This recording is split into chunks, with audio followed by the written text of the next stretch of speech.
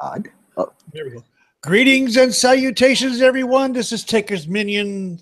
Welcome to Shootin' Debris. I'm one of your hosts, Taker's Minion, along with my co-host, Mr. Dr. Senju. We shorten it to MDS. How are you today there, MDS? I'm doing good. I'm feeling better. Like I said a few times before, I got sick a little bit, and I was busy the past few days. So yeah, but I'm good. I'm good. Well, that's great. Good to hear. And, what about you, sir? I'm doing much better. I'm doing well. I mean, getting work done as always. Got to work tonight, so we're going to be here. Hopefully getting this done on time. Yes. I also would like to welcome for her podcasting debut from the Daily on CSS, Ambrose Alley. Good morning, Ambrose. Good morning. Or as you say, Borda, which I never. Borda. Huh? Borda. Okay. What does that mean? What language is that? What? For good day. Oh. Okay. It's Welsh for good day? I have figured out it's the language of felines. Okay. All right. Well, what we're here to talk about is what's happened this week in WWE, NXT, and 205 Live. Basically, yes. Yes. That's the primary thing we talk about here. We do talk about other wrestling organizations. We have talked about CMLL. We have talked about AAA, occasionally GFW, TNA, whatever the hell it is called this week. Yes. I did promotions yet. Yes, I have also caught a little bit of Ring of Honor, believe it or not, over the past weekend. I actually have it on my cable TV here on Sundays. Oh, awesome. 1 hour show. We had a 2 out of 3 falls match with Cody Rhodes and Christopher Daniels. Rather interesting. That's an interesting topic to talk about in a later date. Yes, but man. We shall start with Raw this past Monday night. The opening of which was interesting, to say the least. We had Miz TV. We all know my feelings on the Miz. Hey, yes, but I gotta admit, Fives with style. Yeah, he does dive with style. Well, we can actually agree that the Miz sells off being beaten up pretty well. Hell, all 3 of them sold getting their asses kicked real well. Well, when you place a monster like Brock Lesnar in the ring to kick off your Raw show for the week, you need to set things off with a bang. And feeding Brock Lesnar 3 men in The Miz, Bo Dallas, and Curtis Axel was the best way to start off your show. Well, yeah. One of the things I found hilarious though is when, first it's Miz is calling out Jason Jordan. You suck. Kurt Angle comes out. Okay. And he says, "I've got the perfect guest for you." They bring out Brock Lesnar and Paul Heyman. Paul Heyman starts to go into his introduction. "My name is Paul Heyman," and then Miz cuts him out and says, "When my hand goes up, your mouth goes shut." And for the first time, I love that part. I did too. For the first time ever, I was like, "You go, Miz." He actually shut Heyman up. Wow. You're slowly getting won over by the Miz. This is something. There are occasions where he's brilliant. This was one of them. Okay. All right. I'm so sick of them. "My name is Paul Heyman." That is one thing that just like, we know who you are, Walrus. We know who you are. But the problem is the Walrus's spiel is getting so old. He's been doing it for how many years? I think about 20 years by now. 20 years by now, I think. At least Jericho ups his routine. Yeah. Yeah, at least Jericho keeps it fresh by changing his character, changing his mannerisms whenever he comes back. Heyman, his stick. And when you know his stick, you can actually predict what he's going to say and actually predict what he's going to promote out. Because his style is basically just coming into the ring, promote what's in front of you, which is SummerSlam currently, and describe what the match would be like, basically. True. And yes, he actually did complete 20 years of being in the business. Yeah. So But he's also a great heel manager and generates a lot of heat with that. I mean, his appearance alone generates a lot. He's a heat magnet, period. Mm-hmm. I think everybody here would agree with that. He's just a heat magnet. Yeah. To me, I think the start was good. It was surprising because you don't see the Miz actually appear with a main event talent this strong like Brock Lesnar, but it was a surprising and it was a welcome move. And Lesnar got to squish 3 people, so that makes me happy. The role play aspect that Paul Heyman brought up, though, I thought was brilliant. Mm-hmm. I thought that was absolutely brilliant. I'm going to give you a preview of what's going to happen at SummerSlam. Yes. Role playing the method out like always. Yep. But I think, storyline wise, pushing Lesnar out to be this monster of a man. Sorry, Braun Strowman. Pushing him out just to look strong and get to squish 3 people. I think it was a good move. It was a great move, even just to put him out there as this destructive power before he enters SummerSlam with all the beef that's gonna happen. Oh, there's almost 1,000 pounds of beef in the ring on that night. Correct. What? Strowman's 385. Mm-hmm. No, 365. Okay. Roman's 265. Mm-hmm. Joe's 280. And Brock Lesnar's over 300 pounds. Mm-hmm. That's a lot of beef in that ring. Can the ring handle it? That is my curiosity, is how long is that ring going to stand up? Because they're going to be throwing each other nasty on there. Oh yeah. Well, at least Lesnar won't get to suplex people off from the top rope. Or who knows, he would do that. Well, shoot, Strowman suplex Show off the top rope, if you remember. Yeah, I did. And maybe that would happen at SummerSlam. Yeah, maybe that would happen at SummerSlam. Who knows?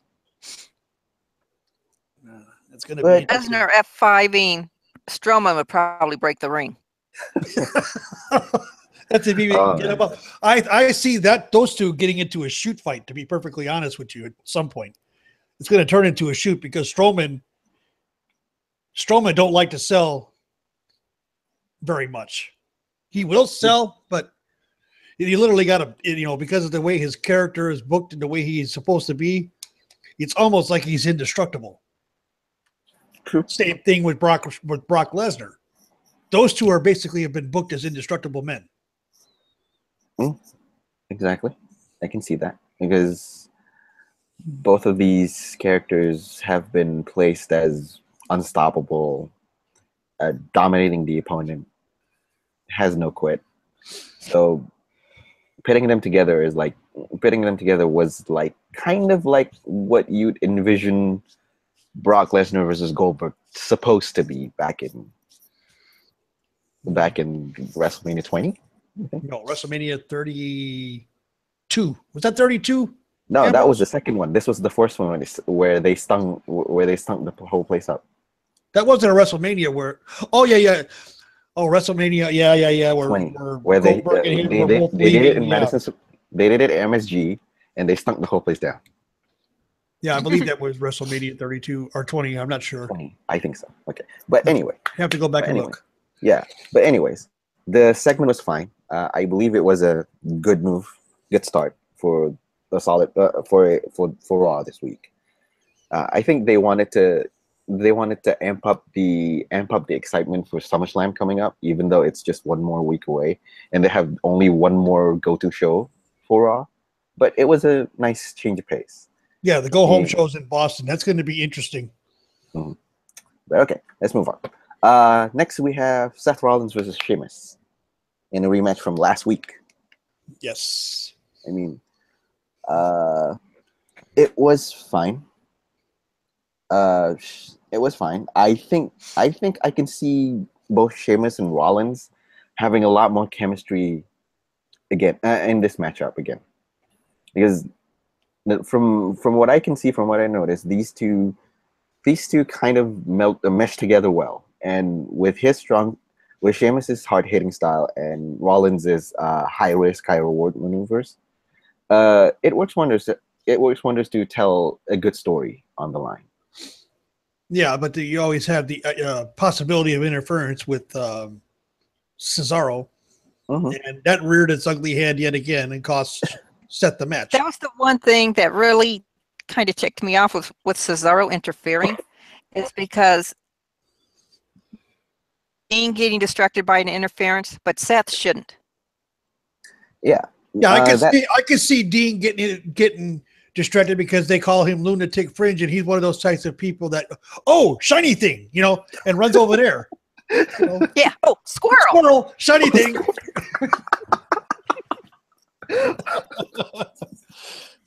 Good job of making me laugh at 12 a.m. in the morning, in the midnight, guys. But it's true. Sure. Dean is so easily distracted. Sure. Okay. Yeah, because, well, in a sense, that is kind of like his character because he's a loose cannon, Dean Ambrose. From his start as a singles wrestler to currently, right now, he has been portrayed as this loose cannon who just does everything on his own whim, but is easily distracted by shiny things or even squirrels. So, yeah. Well, there is an expert about Dean Ambrose, aka John Moxley, on this in this show today, and that's Ambrose Alley. She's been watching him since Christ was in diapers. Okay. I wouldn't say an expert. You know more about him than most. Research on his stuff. Yeah. Yeah, basically Taker says you're well versed on his stuff. So yeah, well, I tend to agree. And I gather he was the same way in CZW. No. He was a lot more of a loose cannon in CZW. But I'm saying there's a lot of similarities between the John Moxley character and the Dean Ambrose character, or is it? They're not too. They're like what, 7 degrees of separation between the two, but there's not all that much. I can see a little bit of Moxley in the Ambrose character, but not so much. I'm sure they really told him to tame it down. Possible. A little more. He wasn't as controlled. Controlled now than he was then as the Moxley character. So maybe Renee has something to do with that. Yeah, true. At least her mom likes her new son-in-law, so that's good. That's a good thing. That's a good thing. Anyways, back to Seth Rollins and Sheamus. It was a good show. It was a good segment. It was a good match. Rollins started dominating, but Cesaro distracting him long enough. Yes, that's a little bit of a nitpick and a little bit of a question because, well, you're building Rollins strong, but suddenly Cesaro beats him with a distraction. Sheamus beats him with a distraction of Cesaro. But okay. But we know what you were trying to say. Yeah, okay. Yeah, but Ambrose not making the save, is it a good thing or is it a bad thing for you guys? Me personally, it's a good thing. I agree. Because if you remember the last week's backstage segment, he told Seth, don't expect me to save you all the time. Don't expect me to do this again. Okay. And the crowd wanted him there and everything like that, and he didn't show up. I mean, part of me wanted him there, but I'm glad he didn't because I don't want them to rush Seth reconciling so quick. It's an excellent piece of storytelling where they kind of took note the past tensions that both Rollins and Ambrose had. Ambrose still clearly doesn't trust Rollins because Rollins used to stab them in the back. So that's one piece of excellent storytelling in my opinion. I see something happening with that whole thing, though. I see Roman being the peacemaker between those two. Roman just coming in, putting the smack down on both of them and tell them, get over yourselves, work it out, and get on with your lives. Yeah, and all of a sudden the three of them are reunited again because of that. Yeah, I okay. see that Big possibly Brother happen. going in. It's a possibility that it happens post Roman Reigns facing off all these huge beef in SummerSlam, possibly, or just straight down the road. Who knows? But and on another point, Ambrose not playing the cavalry and saving Rollins is actually is a good thing because it avoids the predictable route where you have your friend save you. Because how many times have we seen someone save someone from getting a beat down from a 2-on-1? Right. Because you see it happen with Bailey and Sasha, you see it happening with Becky and Charlotte. You see it happening with almost any tag team partner, tag teams available there.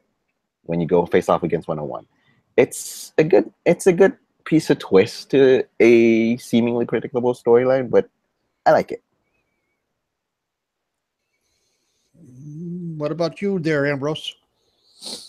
I love how they're playing it out. And well, in FCW, Rollins and Ambrose had a hell of a feud in FCW. They know how to each other. Now, if creative can just keep their hands off of it and let these two do it, I think it will be a nice, long, slow burn storytelling to when they finally do reconcile. Yeah, I agree. that's what that's how I roll. I prefer the old school way, which is do a lot of slow burn stories. Yeah, Long arc stories that you could see at the end of the night when Ambrose had his match. mm-hmm. You could see the conflict in Ambrose's eyes, and he stuck the fist out. Mm-hmm. And all of a sudden, it's like Seth's got this look on his face, like, really, asshole. I tried that 2 weeks ago. You told me to stick it. It was a nice kind of back and forth where they kind of bicker in a sense.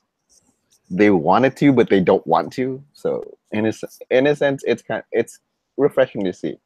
And here's the big question: when will they reconcile? Like, okay, we have one setting where Roman comes in and settles the differences for both men. When would that payoff happen? When? I say let it work slowly and burn it up until Survivor Series, because once you start hitting into the down of WWE, their downside time, which is Survivor Series and all of that, you start building the story and bringing Roman in. Yeah. True. I mean, putting it at Survivor Series would be a nice way of capping the big payoff off. I think waiting until Royal Rumble or even WrestleMania, for that matter, would be a little bit too late, in my opinion. I think that would be a good way to cap off the last of the big four for the year. I agree. Okay. So then they can work toward WrestleMania. Oh, yes.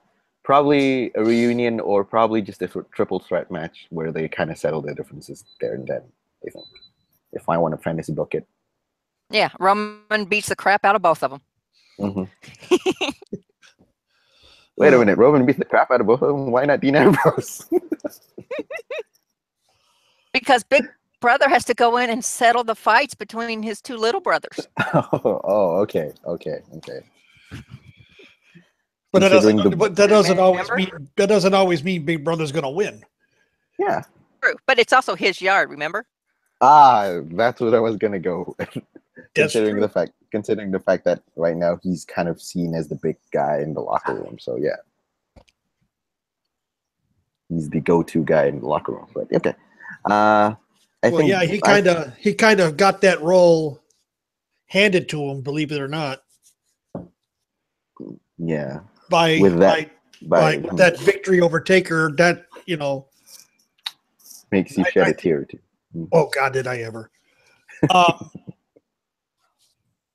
But that showed that Taker believed in him, and I mean, we look at Roman since he's been here, and despite his character flaws, as a worker, that boy busts his ass. Yeah, he does. Agree. Agree. I mean, I think you and I have settled to an agreement that Roman Reigns is one of the most professional guys there currently. Yeah, He's a confident. Roman has stepped up now as a leader in the locker room because the whole incident with the heat on Enzo Amore, he was the one that took him off the bus. Yeah. He physically took him off the bus. Yes. That's the type of thing Taker would have done. Mm-hmm. I mean, he took the responsibility in stride, and seeing that, I think lets Roman evolve his character both in and out of the ring, where people will see him more in a different light and respect him more from that outside the ring, and adds a little bit of nuance to the character that is Roman Reigns inside the ring as well. Yeah, true. Okay. Anyway, stepping back here, I think we could agree that this was a good matchup between both Rollins and Sheamus. Yeah, I enjoyed it. I said I just didn't care for the little interference by Cesaro because I think Sheamus could have carried it off on his own and won by himself. Mm-hmm. Agreed. Okay, so let's move on. Next, we have the son of the Olympic medalist, Jason Jordan, versus Jean-Pierre Goulet. Yeah, local jobber. Yep. First off, and I'm glad you could pronounce his last name because I sure as heck couldn't. Yeah, Goulet. But what made it funny is that you were. If I heard it right, I heard the crowd say they're chanting, "Let's go, jobber." Yep. Let's go, jobber. Clap, clap, clap, clap, clap. They did. That was the first thing that was hilarious and amusing at the same time. Yes, they were chanting, "Let's go, jobber. Let's go, jobber." And it's either that the fans were not too interested in this brief showcase for Jordan, or just playing off as being just, this is another match. Let's just chant and show off. I don't know. I'm just speculating, but I think that shows a little bit there, because the match isn't really that perfect. He doesn't connect well with the crowd yet. He showed some intriguing flashes when he smirked at the crowd's reaction. He just smiles and just takes it in stride, kind of like how a heel should act. So, if he shows a little bit more aggression, I think if Jason Jordan showed a little bit more aggression in the match, I think the crowd would take notice. But to me, as a starter for Jason Jordan being Kurt Angle's illegitimate son, okay, it's not off to a good start, but it didn't suck. Basically, it didn't suck. And I think a lot of people are still unhappy that American Alpha split. Mm-hmm. So much high hopes for American Alpha. Yeah, some of them would still have that kind of pain. Like, oh man, they were good as a tag team. They were really great as a tag team, to be honest. And they were mishandled once they came up on the main roster. Yes, it seems to have that kind of pattern each and every single time an NXT talent comes up to the main roster. And I was going to say that. Is that anything new? It isn't anything new, but here's the divergence about it. We see Chad Gable wrestle Rusev last week, and both of them put on a great match, and we were both impressed by Chad Gable putting it in the ring with Rusev. Yeah, being outweighed by about 100 pounds. Yeah. Mm-hmm, mm-hmm. Why not do this? Why not do the same thing with Jason Jordan? Because feeding him a local jobber kind of makes me think that, okay, this is slowly beginning to look like we're going to push Jason Jordan as a heel.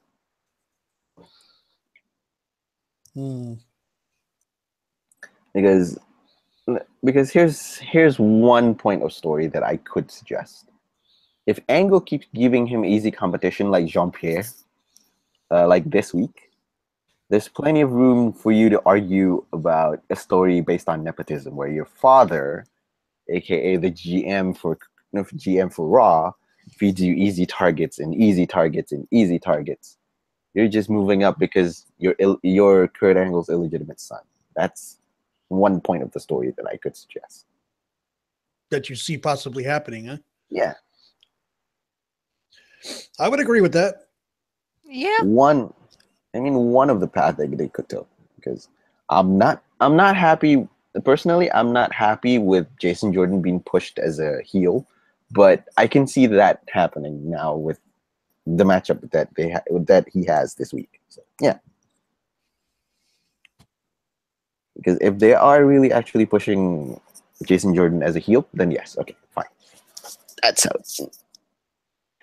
See Jason as a heel. I really can't. No, I can't. He just doesn't give the vibe of being a heel. Yeah, okay, but well, down in NXT, wasn't Chad Gable a heel, and then he hooked up with Jason Jordan and turned face? true. But Jason Jordan in NXT originally was a face. Right. But I mean, he was the one that was able to turn Chad Gable around. Because Chad Gable down in NXT, if memory serves, was a heel. Yes, he did. He did initially start off as a heel, Chad Gable in NXT, before they partnered up with Jason Jordan and both of them start become faces. Slowly transition into being baby faces in the NXT division. So yes. But in a funny twisted sense, Chad Gable started off as a heel in NXT and was brought up to the main roster as a babyface, and looks good as a babyface on the Raw roster. Jason Jordan, who started off as a babyface in NXT, comes up as a babyface in NXT, and then slowly is transitioning into a heel. How ironic is that?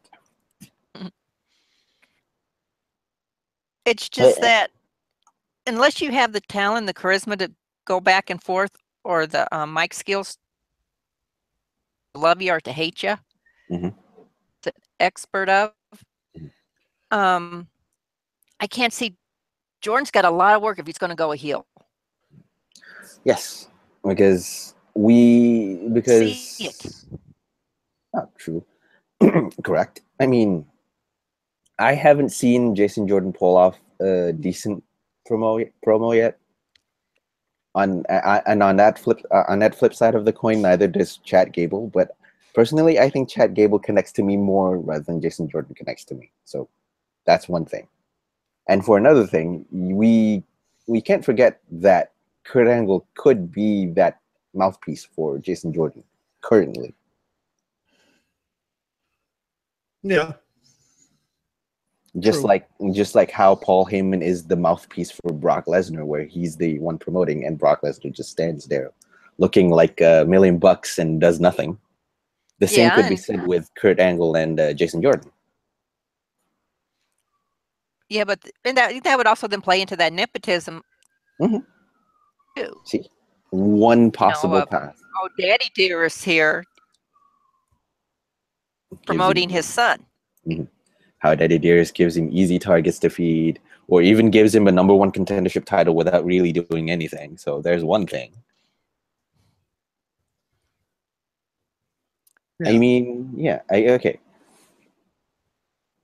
The more I see it, the more I was thinking on this path that, okay, is this what WWE would have wanted to do originally with Shelton Benjamin if they wanted to bring him in?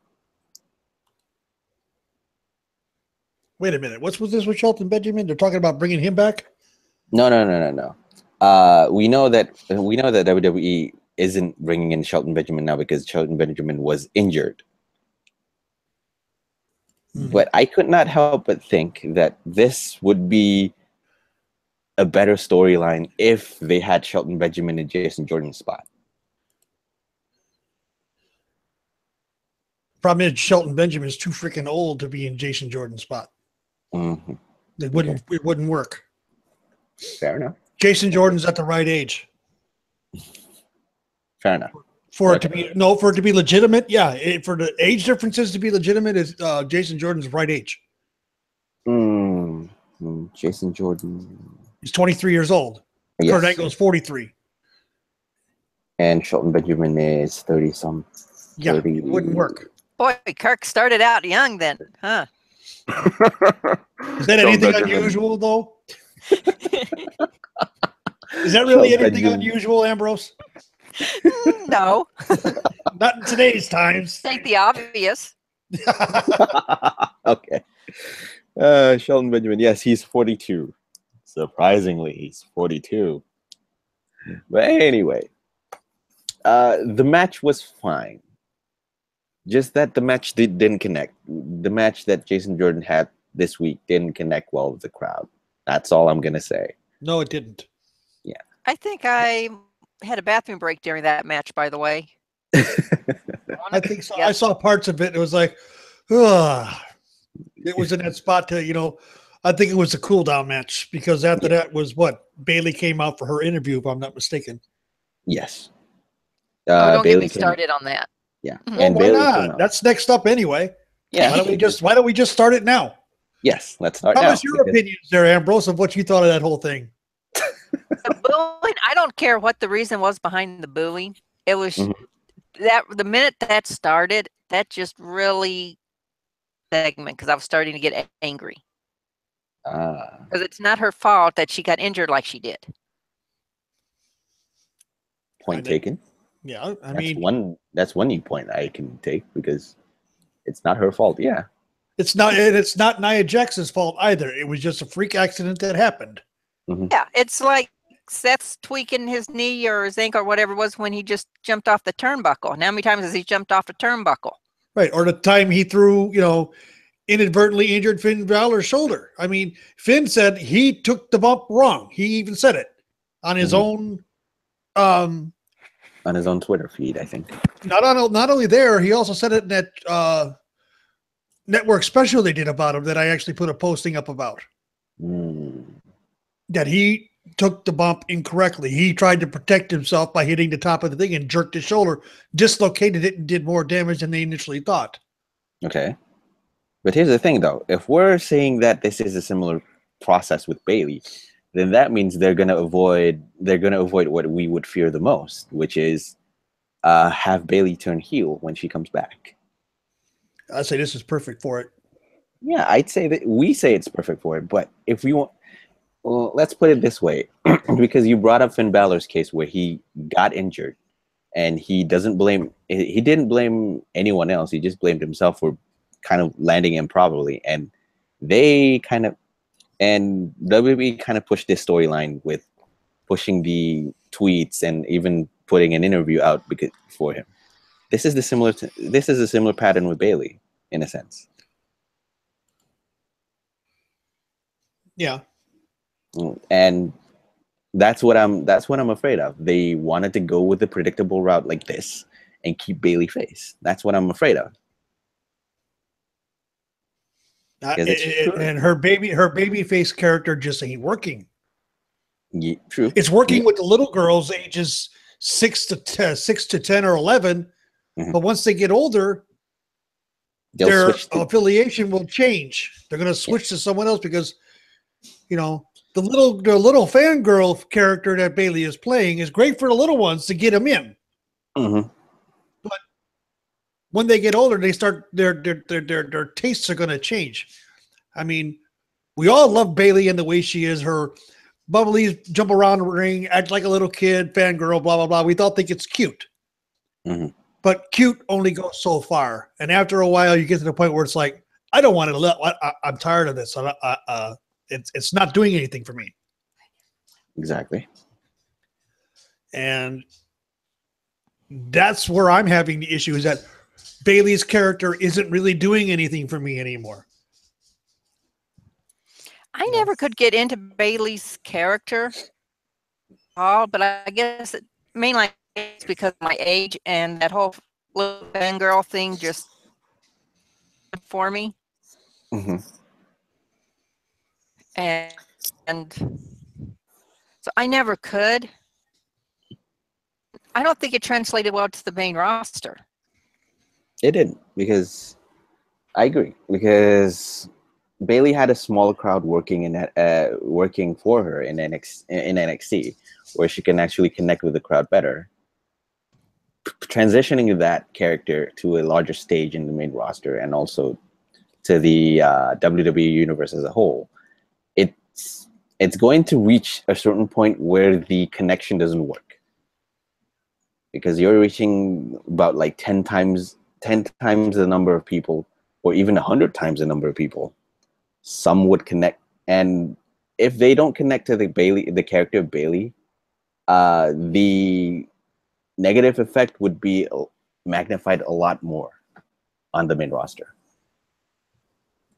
Yeah, That's how I see it. And yes, I agree. I'll always agree that, okay, Bailey needs a change of pace in her character. Even if not changing her heel, would detriment her character to a whole, but just give her a little bit more aggression and a little bit more of a badass persona for Bailey, because we know that she can play the heel character well. Yes, there are many Instances. There are many instances on the internet that can be found of her being the heel character, and what I have seen, she's good at it. She's real good at it. So, I mean, yeah. But they've already, kind of ruined that thing, because what got the crowds booing, I think, was that, she started talking about all the tweets and messages and phone calls she got from people, being behind her 100%, blah, blah, blah. Mm-hmm. And that's what set the crowd off. Possible. It's possible. At least that's how I saw it. I've noticed other superstars who've gotten good wishes, let's say Seth, his knee, Roman with the hernia, Finn and all that, they made a brief mention, just saying thank you to everyone for the well wishes, and then they dropped it. Yes. Actually, you're correct. Yeah. Well, she was trying to make just a brief statement about it, but the crowd immediately attacked her for it. I mean, the boo attack was almost immediate. So it's an interesting. That's what ticked me off a little. Yeah, it's an interesting yet surreal moment for me at that time, because you see a character that has an attraction in Bailey suddenly get booed, and it starts raising questions. What would the boo mean? Are you actually flipping? Are you actually turning against Bailey, or are you just disagreeing over the nuances of her character currently, or just that you just we don't care anymore for Bailey, let's just boo her? There's a lot of questions that comes up, and I think it's a little bit of all of it. Yeah, to me, I think there's a little bit of all of it, but it kind of like it gets mixed up in the emotions on the show, and it made that segment from clear to a little bit vague as to which direction you want to push Bailey when she goes into rehab and also treating her shoulder. So that's one thing. But that doesn't actually take the fact that the matchup between Sasha Banks and Emma, which we finally see in a wrestling match. It was a triple threat. Okay. It was Sasha, Emma, and Alicia Fox. Mm. And Alicia Fox really didn't do much in their match. It was mainly Sasha and Emma that carried the load. Yep. Which I don't mind, because yes, we finally get to see Emma again in the ring, actually wrestling for once. So her promotion where give Emma a chance was actually working. So yay for that. Did anybody notice blood with her mouth was bleeding? Emma's mouth was bleeding during that match? Yep, a little bit. But I didn't notice it, but I caught a glimpse of it. But I think Emma played down the bleeding mouth thing to great effect, because You forget that Sasha Banks hit Emma with that nasty shining wizard. Mhm. That's what caused That's what caused Emma to bleed. But Yeah, she might have all split in her all, lip. She might have split her lip on it. but I mean, these two are actually doing some really good hard hitting offenses throughout the match. I mean, Emma was tremendous. Looked every bit like a legitimate contender right now. Yeah. Please, WWE, if you're listening, give her a lot more opportunities like this, because Yes, big she time. deserves it. Just her wrestle, build up, and make her a contender for the belt. You know, I mean, the current character she has works for me. Okay. Yep. The dancing idiot that they had her with Santino Marella did not. The minute she went to Dark Emma, it was wonderful. It was Beautiful. 180, and I really loved her when she went Dark Emma. I mean, she's. But hold it right there. I'm going to cut you off Okay. here, MDS, because here is a perfect example of what I've been advocating with Bailey.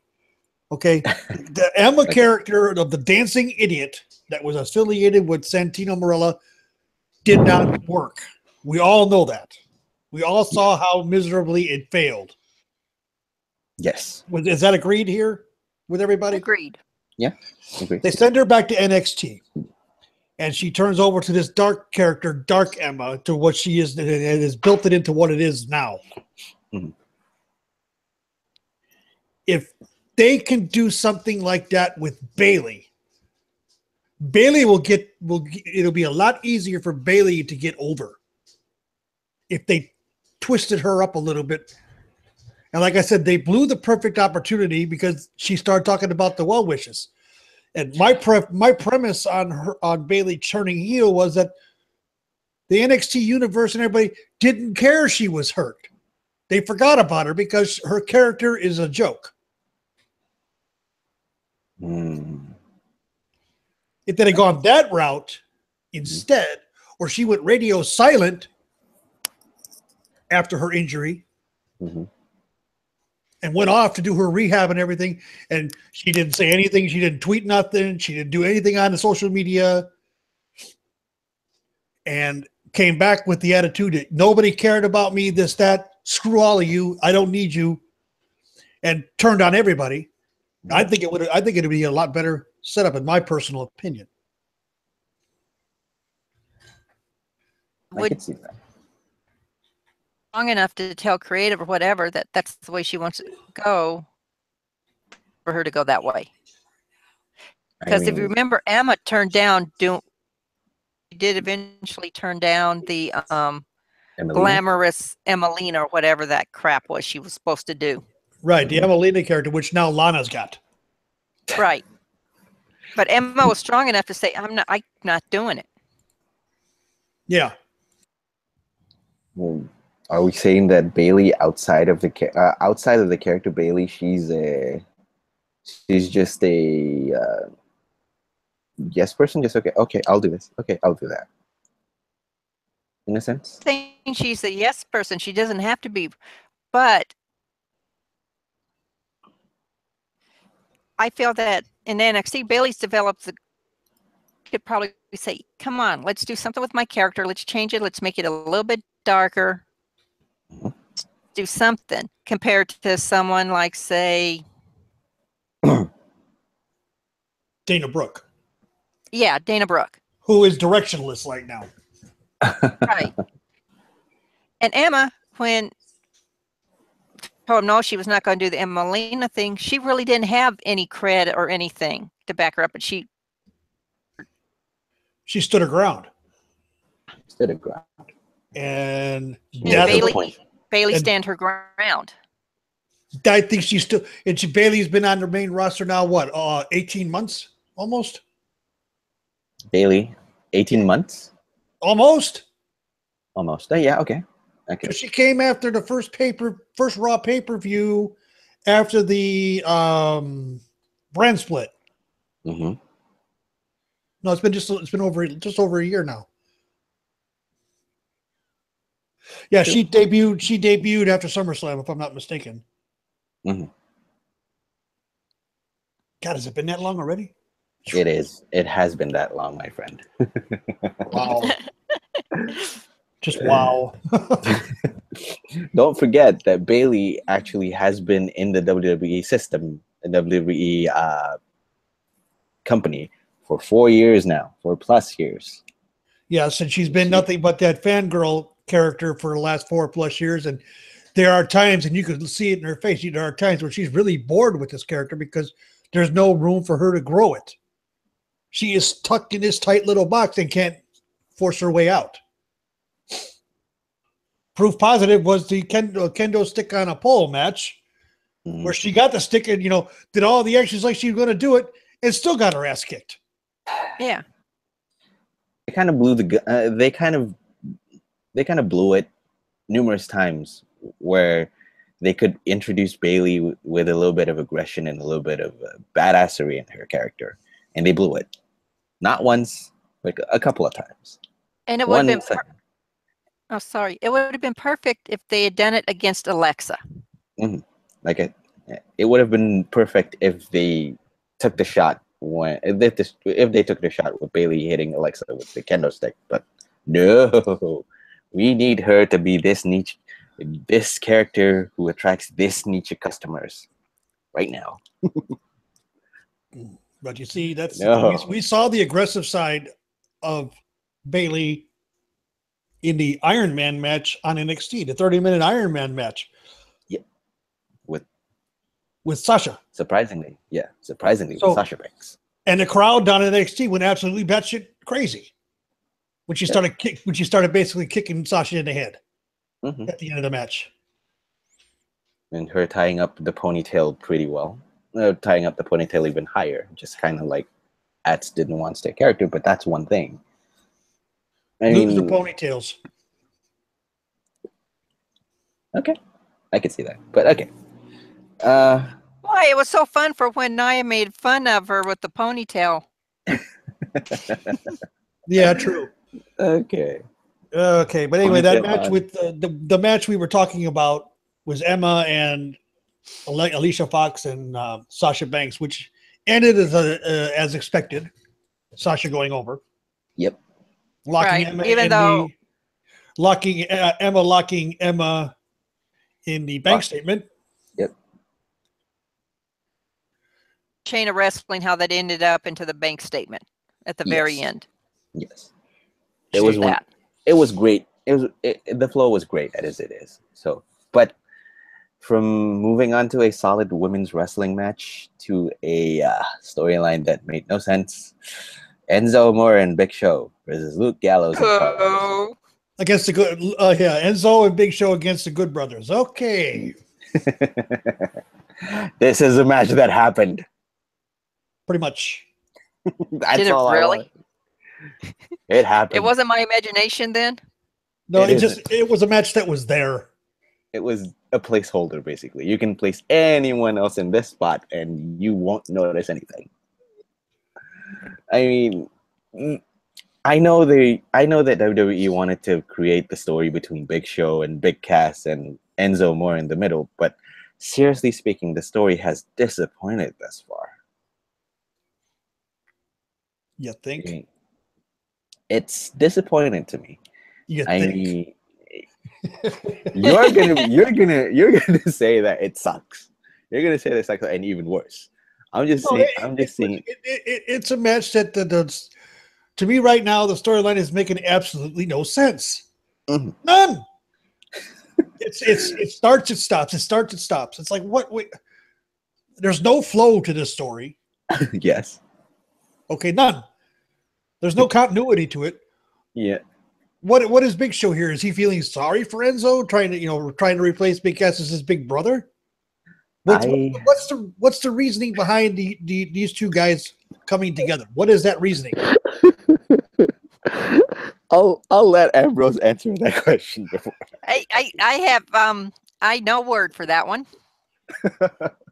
Other than well, I have 3 words for them, and they start with WT and F. But anyway, Okay. Whiskey Tango Foxtrot. Yeah, Tango Foxtrot. Okay. Or it's a Charlie Fox. I have no idea. But okay, see, let's put that out and see it on a logical standpoint. I mean, the Big Show and Big Cass part of the feud hasn't really generated anything for me as well. I mean, I can see why they wanted to pit Big Cass and Big Show on one end of the point, which is they wanted to give Big Cass one such opponent that can hang with him, and that's Big Show currently. Because if you want to pit Enzo Amore and Big Cass in a slow burn feud, the biggest question I have is, can Enzo hang with Big Cass? No. Okay. And that Never that shown really just, anything in his character that he can go the distance. yeah, that's the Beating, biggest. That's but the he can't. biggest. Sorry. Okay. Sorry. Okay. Keep on. Go on. Go ahead. It's like it's the same with, unlike Ambrose. Okay, Ambrose can take a beating, but Ambrose has proven he can go the distance. Agreed. He takes a beating. Enzo's dead. He's done. Stick a fork in him. Take him out of the oven. Yep. Yeah, I agree. Because aside from his showman skills of being a great talker, which I will not deny, I haven't seen Enzo in a decent wrestling match in quite a while, even back in NXT. Because his body of work only lies when he is partnered up with Big Cass. I mean, I'm sorry to say this, but Enzo is kind of like propped on with Big Cass as being the better talker of Big Cass. But again, Big Cass is the better wrestler in the pair. You split them, Big Cass will survive. But what about Enzo? Is it Enzo, the best? go ahead. Go ahead. Go ahead, Julie. Go ahead. Rock, paper, scissors, both of you. Lizard Spock. What? That was great. That was great. A Big Bang Theory. I can't help but saying rock, scissors. Okay. Since you said that, keep on. Yeah. Go on. You got a few wrestlers out there who need a mouthpiece. And I think that's what Enzo needs to do. He needs to get out of the ring. Mm-hmm. Piece for someone. Yeah, I agree. I could see Enzo moving into manager. Yes. I mean, hell, we need managers. Yes, he's got the mouth for it. I mean, could Enzo Amore be the next Bobby the Brain Heenan? Sure. Yeah. But the big issue with him is he's got to learn to keep his mouth shut in the locker room. Yeah. I mean, the story is about Enzo Amore that's slowly coming out with the rumors that he's really being a loose cannon with his mouth is disheartening and disappointing in a sense, because he's a decent talent and he's a great talker. Like, he boasts about it pretty much every single time he holds the mic, that he's the smack talk Skywalker and all that. But if he can just tone down his off-screen antics and all that, he'll be fine.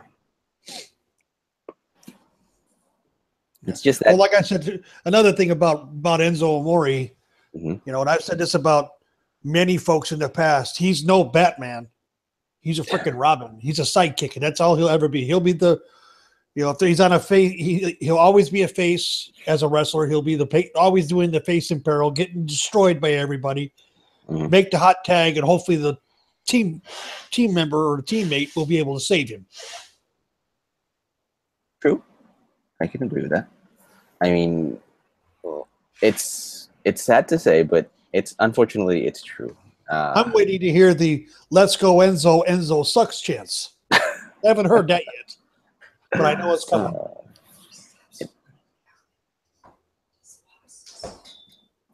So, yeah, like I said, but now that leads us to the Big Cass versus Big Show. Enzo Amore in a Shark Tank suspended above the ring. Why do we need the Shark Tank again? Yes, we did it already once this year. We already did that once with Chris Jericho hanging up. And Chris Why do we need another one? made it fun though. It made it but Chris Jericho was entertaining. Can Would pull off Enzo being be as what? entertaining in a shark cage. Yeah, that's the biggest question. Would Enzo be as entertaining as Jericho was in a shark cage? Well, I see an angle coming out of that because what did Kurt Angle say at the end of that little vignette in the back with Big Cass? What was the last thing he said? Does anybody remember? What was it again? I admit I don't remember. I hope What Enzo did he- isn't afraid of heights. So you're basically suggesting that Enzo is gonna yell and scream or even say anything and everything while he's suspended in a shark cage? Because he's For one. scared to death. And yes, for another, yes, I too heard the rumors that Enzo Amore is actually scared of heights. So that's kind of like a rib to him. Yeah, and it's the locker room saying, enough with your bullshit. We've taken you off the bus. Now we're going to put you in a very uncomfortable position so you learn your goddamn lesson. I'm sorry.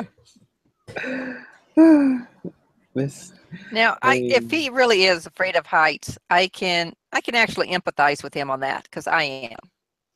And so am I. So, the good thing or I have bad a thing? minute fear. Yeah, I have a minute fear of heights as well. But yeah, it could. I mean, if it's a rib, then I hope Enzo Amore learns his lesson quickly. If it wasn't a rib, it's odd.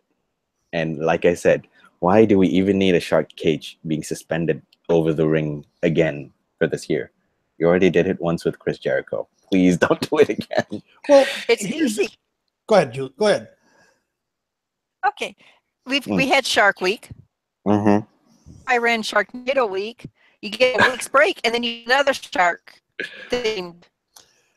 Yeah, but this shark cage thing is going to jump the shark and probably die. Well, then it could jump the shark in Australia and get eaten by a salty. Fine. Okay, all in agreement that this segment sucked. Say aye. Aye. All right. The eyes have it. Okay. The eyes have it. The eyes have it. Yay. Good job, people. Anyways, let's move on. We now move on to the matchup between Finn Balor and, well, actually segments with Finn Balor and Bray Wyatt. Well, where Finn Balor recalled his recent confrontation with Bray Wyatt and urged Wyatt to come at him to continue the rivalry up. Where the same spiel happened. Wyatt appears in the ring. Balor attacked him, but lights went out and Bray Wyatt disappears. So, a surprising bit. This is actually pretty fun for me, personally. This was the best disappearing act Bray Wyatt's done in a long time. Well, okay. I've been. Oh, sorry. Go ahead. Oh, okay. I've been getting soured on Bray Wyatt because he's all talk, smoke and mirrors, and no substance. True. But it actually, that last segment with the ring, the disappearing, and all of this stuff, that took me back to when Wyatt first started. Yes, actually. And I enjoyed it because I'm going, this is the Wyatt I wanted. He looks like he's actually going to be a good threat to Finn, and not end up feud. Yeah, well, he did win the feud with Seth, didn't he? He beat Seth twice. He beat Seth twice, but I wouldn't really call that a feud. Well, he beat Seth at the pay-per-view, and that was the end of the feud, supposedly. Yeah, but and then the following night on Raw, he also beat Seth again. So Bray Wyatt's on a 2-match winning streak right now. Yes, I agree. But something that the internet wrestling community has been screaming for months. Let Bray win a feud. Well, we've all seen it on. We've all seen against Ambrose. We've all seen it happen We've all seen it on a daily. We've all seen it in postings on CSS. We've all seen that. Why can't Bray get over and win a feud? He does all this build up and does most of the heavy lifting in the feuds, which he does, and then loses. Yeah, he builds up all the tension. He plans all these elaborate things. He talks about grandeur and conquering, and be careful what you wish for. Don't invite the devil into your backyard. And it's all that he loses.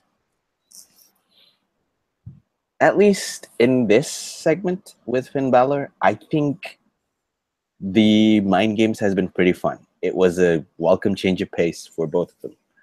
And and actually the nuance where Balor not being impressed with Wyatt's teleportation skills and even being ready for it, it's a kind of like a nice touch where he just waits when Wyatt comes in and then just blasts him over. True. And they built Balor up looking like $1 million for another thing. And the narrative, unfortunately, is still vague and pretty much skeletal, in my opinion, because there's not much story to tell yet. But the mind games that they're both playing here is interesting enough to keep me invested with the feud between Bray Wyatt and Finn Balor. Well, yeah, they need to tell why Bray has gone after Finn. I mean, he's usually had a reason for going after it, but he's never given us about Finn. Is it because he wants to face the demon or what? That's the vague thing about it, because Wyatt hasn't really made his intentions clear. He just appears, challenges Finn Balor with fisticuffs, and then disappears. Maybe he's trying to, maybe like I said to you, I guess it was over the weekend when I was, we were talking about this, because first of all, we saw Finn.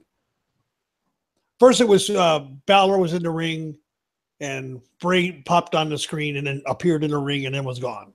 Yes. And then the next time Bray was in the ring, because he walked, he came out the ring and was cutting a promo about Finn, and the next thing you know, lights went out here. Thump, thump. You heard the heartbeat music hit. And Finn appeared in the ring. Yes. With his back turned.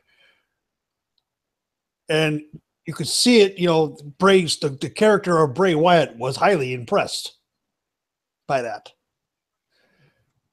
And he took his ass beaten, got knocked over the guardrail, and ran away. Yeah, okay. And then he did the pop in the ring this week. So maybe we're going to see more of the demon come out, because we all know the backstory on that character, the demon Finn Balor. That the more he uses it, the more of his soul he loses. True. To the point that, go ahead. The fear that Balor has is that demon character is going to take him over completely. So that would be an interesting way. That would be a very interesting way for Finn to change sides from babyface to heel. It's interesting. I mean, like I said, we don't really know the story about the feud between Bray Wyatt and Finn Balor. That's the only problem with it. We don't know why he's coming after him. Exactly. And if taking that into account, it is a perfect place to bring out Balor's demon alter ego, the Demon King persona.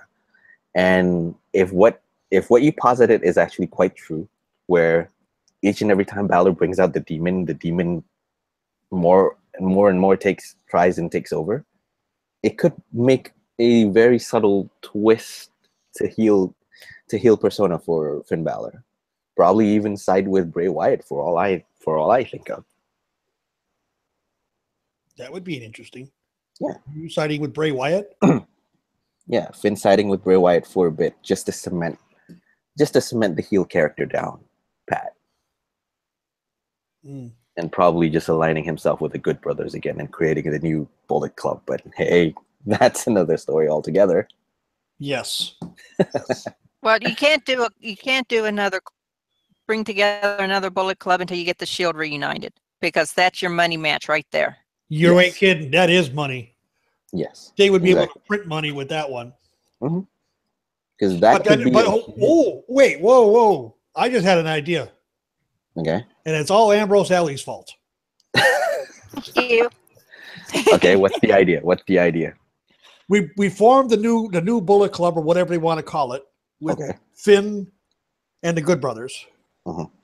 They're heels. They start running roughshod over everybody, i.e., similar to NWO back in the day. They just appear out of nowhere and just start beating the hell out of everybody. Face, heel, don't matter. They just jump, attack the ring, and kill everybody. Okay. In the back, there's talk. You start having these anonymous interviews in the back. We need someone that can take care of this problem. There's only one group that was able to do it before, and we need them to come back. But they never say the Shield. Okay. But we all know, all the fans will know, hey, they're talking about the Shield again. Or are they talking about Evolution? No, they're talking more about the Evolution. But no, that won't work. Please don't. Please don't go there. That was the second run of that was a joke. The first run was fine. Second run was a joke. Please don't. Please don't let me see Bautista again. No, I don't want to see Bautista again. But no. But anyway, start talking about needing a group that was here once before to come back and eliminate this club, whatever they call it. Okay. And that's interesting. That's a way to have it. That's another way of doing a slow burn for the Shield getting back together. True. It all culminates at Royal Rumble in a 6-man tag match or something like that, or even WrestleMania, at that matter. Ooh, interesting. Yeah, but I think it would be better if they brought AJ back over. Well, on his own, and he needs to stay a face for a while. Bring AJ over. Let AJ go heel with Gallows and Anderson, because I do really think he can bring them out of their rut. And they do need a decent spokesperson. True. Have either Finn or AJ. True. But here's the question. Here's the point. That would only happen when the next draft happens or the next shakeup happens and AJ's drafted to Raw or the Good Brothers goes to SmackDown.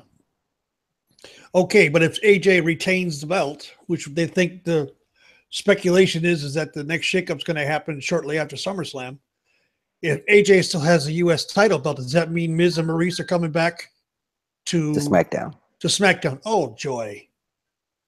Joy. Yippee-ki-yay.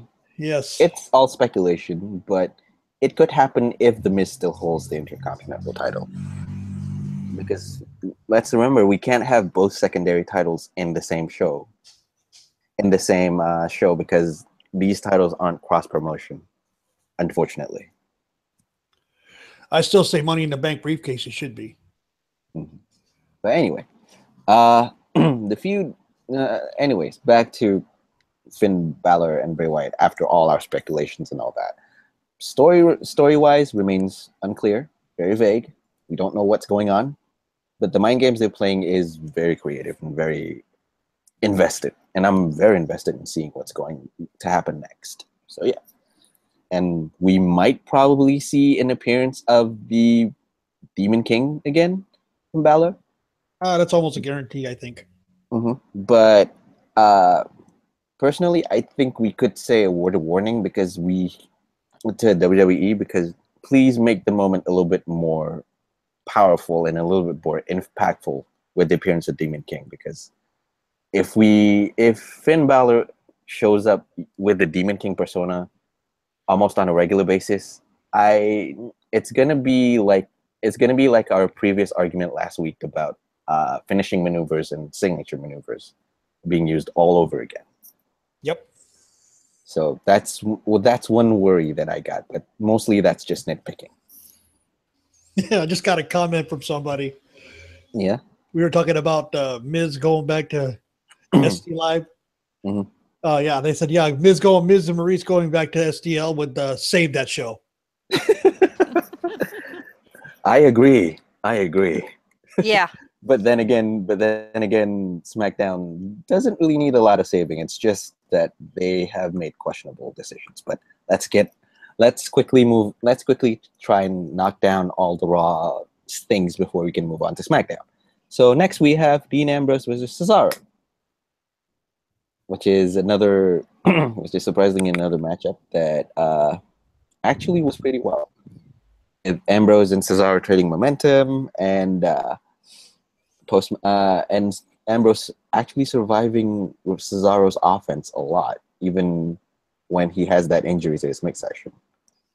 And winning with a roll up on Cesaro was actually Hey, quite surprising. sometimes go back to the basics. Mm-hmm. Because because you have to notice that Sheamus tried to distract him, and this time the attempt failed, which is another surprise on my end. Because I was surprised when that happened, because the minute Sheamus got involved, I'm going, okay, Dean's lost it. I thought he lost. I thought he did too. I thought he was going to lose this one. Yes, exactly. And kudos to the WWE creative on this segment, because it surprised me that it surprised me as well, because Sheamus coming in to distract. Okay, Dean's gonna lose, absolutely. But then again, Dean persisted, gives a roll up on Cesaro, gets the 1-2-3, and wins. And it was a surprise. And then in the post match, the interesting bit with the post match that Taker brought up earlier, Rollins rushed in and fought off the tag team champs alongside Ambrose, which is an interesting twist.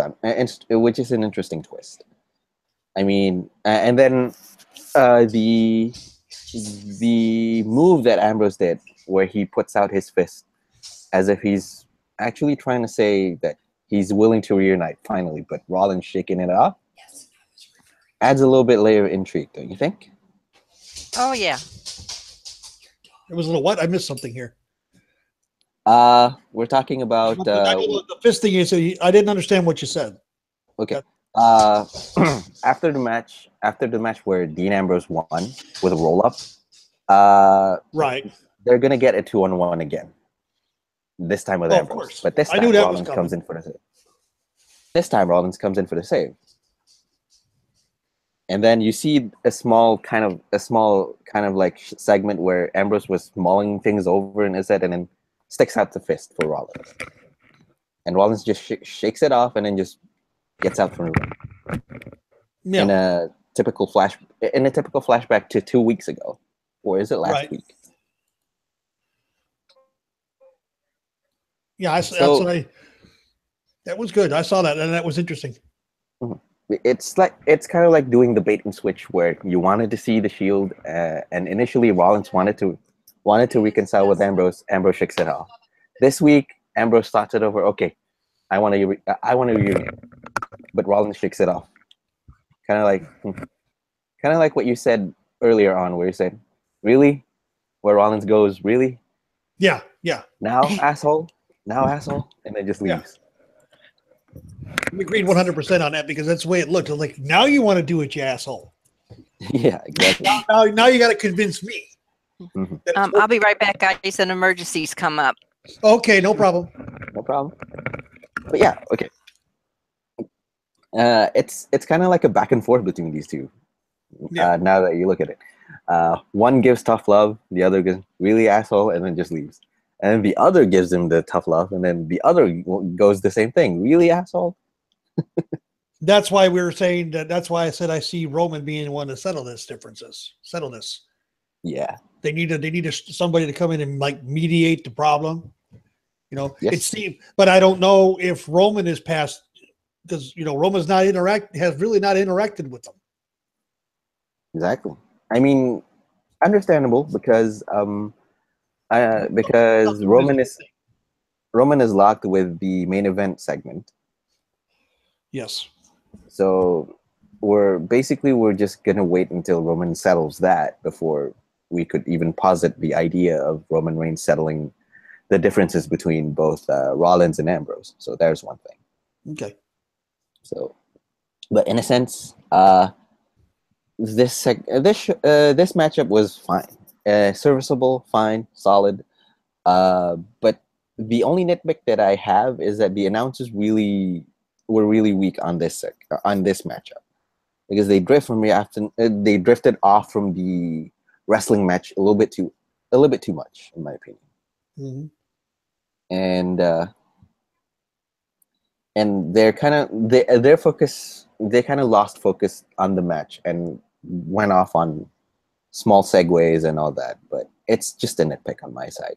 It's a Right. solid match. The tease was actually, if I can dare say it, one of the most memorable moments of the night for the show. Right. Because we know the emotional impact the breakup of the Shield happens. Right.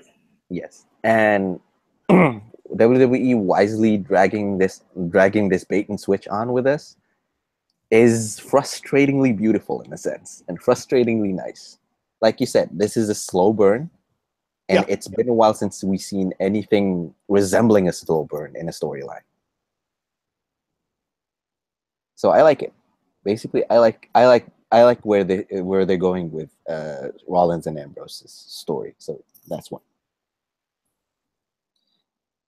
Unfortunately, people, we move on to the 205 with Akira Tozawa versus Arya Daivari.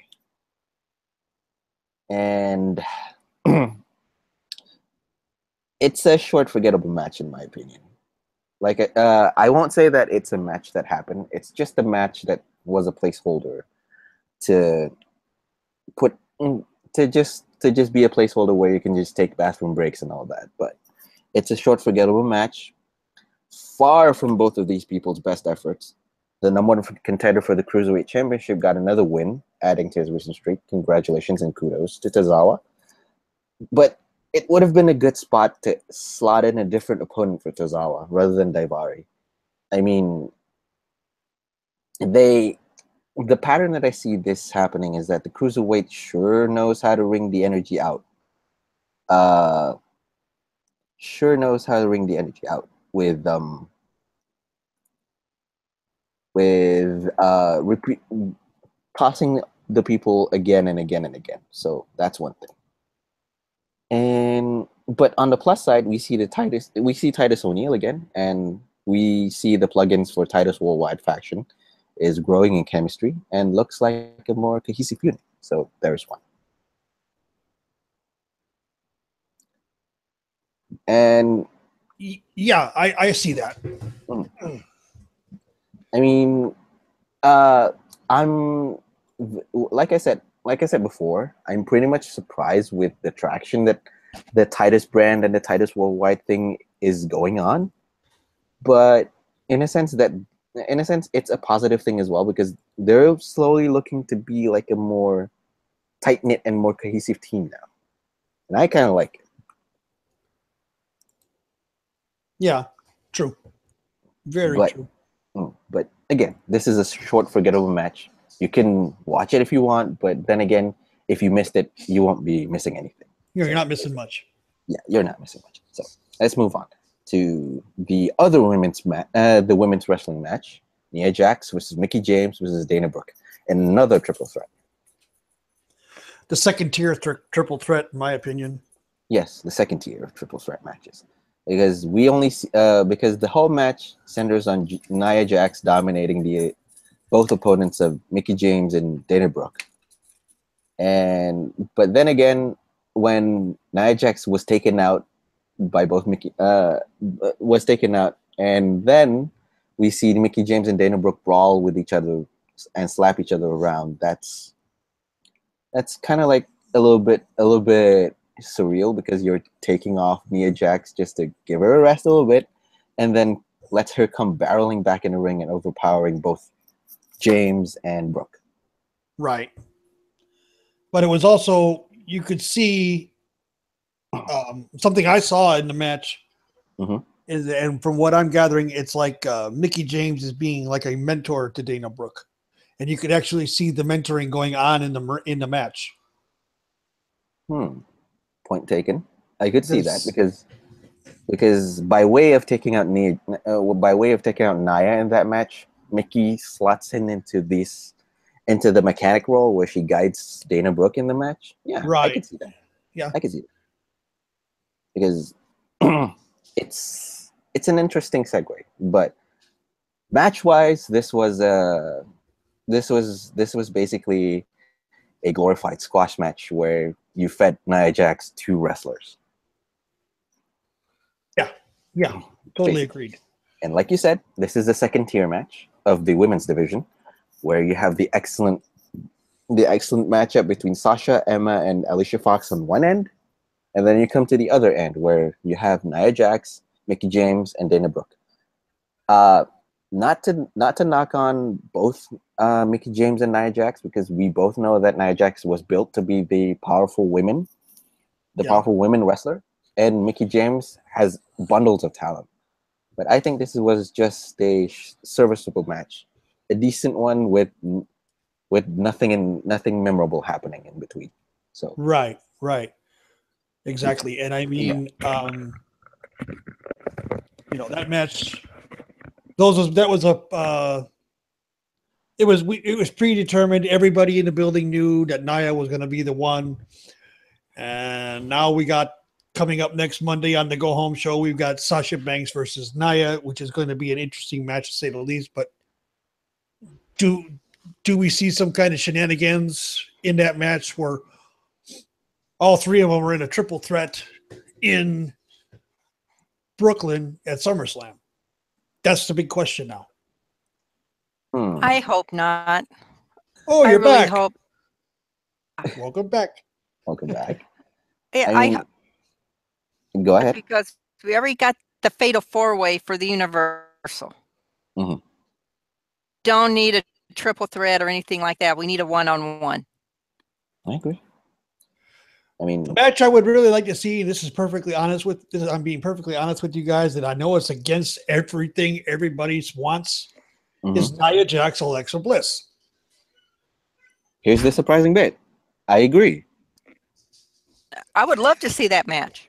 I agree, because there are some individuals on the site that we all partake in that would have 10 conniptions if it's not Sasha Banks. If it's not Sasha Banks, I won't watch it. Sure. Okay. We've heard those before. Yeah.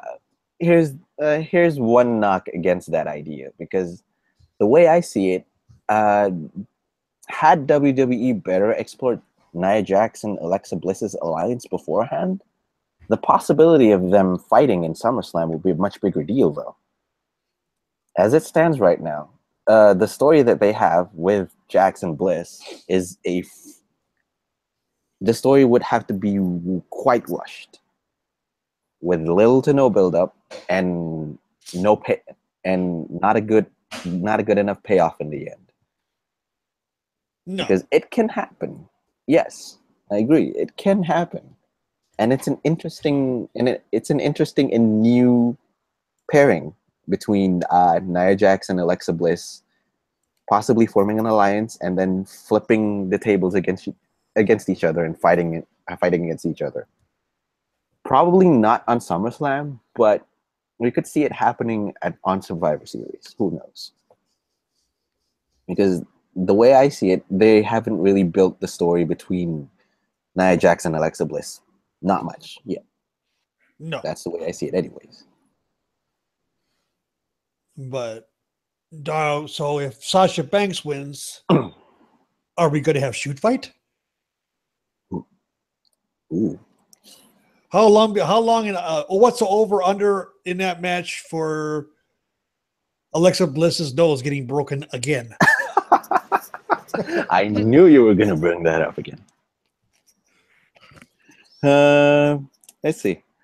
I'll give it about 20 minutes before Alexa Bliss's nose gets broken again. I don't think the match will last that long, but it could. 15 to 20 minutes is 20 minutes would be my maximum. 15 would be fine. Yeah. And who knows? And yes, probably Alexa Bliss's nose might get broken again. Yeah, especially with a shining wizard right to the face. Boom. Oh, please, not again. Emma has the face for it. Emma has the toughness for it. Alexa Bliss leaning in just to take the kick and then breaking her nose in the process. Please don't lean in.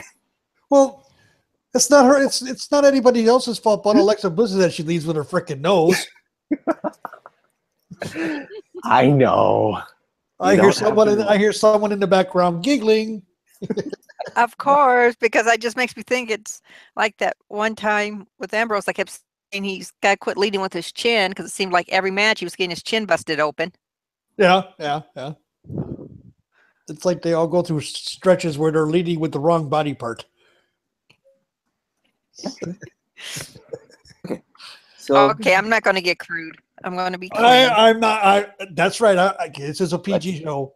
I try. Let's keep this PG, people. But a multi-person match for Survivor Series, I would agree with Ambrose there because my opinions on those matches. I call them Foxtrot the fans match. Well, guys, let's wrap this up. Let's wrap the short burst Raw segment with the last man standing between Roman Reigns and Braun Strowman. Oh yes! Oh yes! Oh yes! Oh yes! Oh yes! And what a way to cap off your show! What a way to cap off your show! Yes. Raw's finally getting it. Yes. Finally, you got it after what, 18 months? Something like that. And what I find really great about it is as many times as we've seen Roman against Braun, time it's different. The intensity is different and it's a little bit different. Every now and then they'll throw in something you wouldn't expect. Exactly. Every time they meet. I agree. The greatest shocker in that match was a Samoan drop through the table. I was like, holy, what? That was painful. I mean, I was like, whoa. I also like the office chair. He must have threw that thing 20 feet. And surprisingly, the chair that didn't even flip. No, it flew straight. Back, it flew straight, and it flew about 20 feet, and it flew fast. It was moving. And it hit Reigns right on the sweet spot, where he doesn't get injured, but he looks as if he got hit pretty hard with the chair, which was great. And Roman, being the great worker he is, sold it beautifully. I mean, it was a beautiful sell. Beautiful. I mean, he does sell great. Yeah. And these two people, Strowman and Reigns, will put on a very hard-hitting match because you are pitting Strowman's ferocity and power against Reigns' never say die attitude and warrior ways, where he fights off every single thing that Strowman throws at him, even a chair in this case. Yeah. I wonder if the chair had health insurance.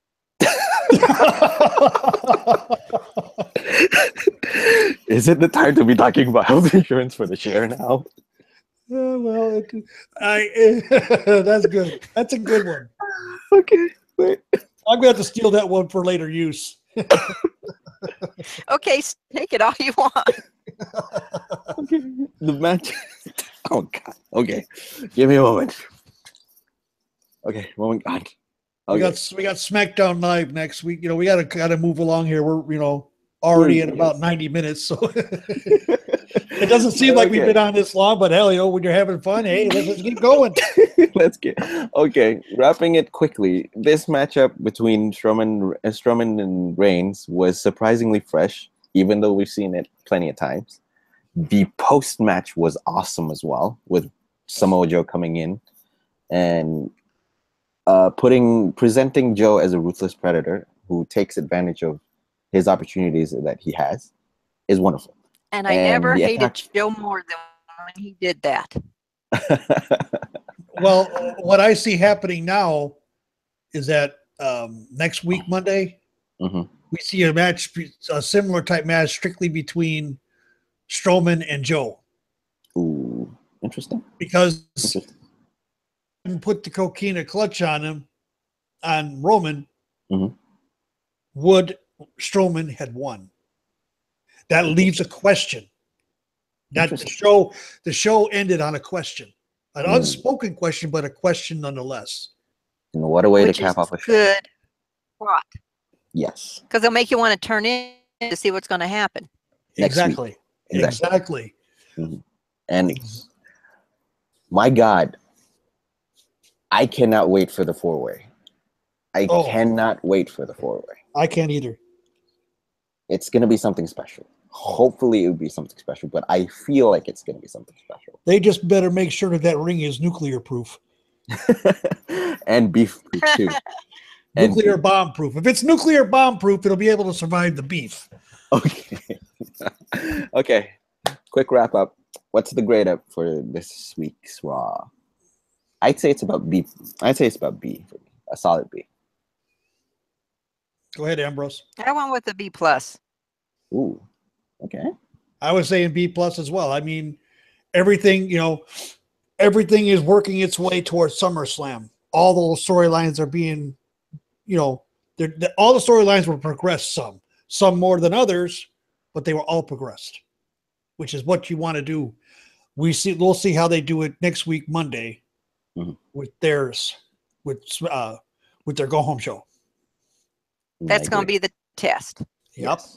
If they can pull off a good go home show, believe me, we'll be talking about it on Friday and praising it highly, like we did this week about this show. I mean, when was the last time you and I spent, anybody that's been on the panel with us has spent an hour and a half on one show? We've never since we started. Never, I think. Yep.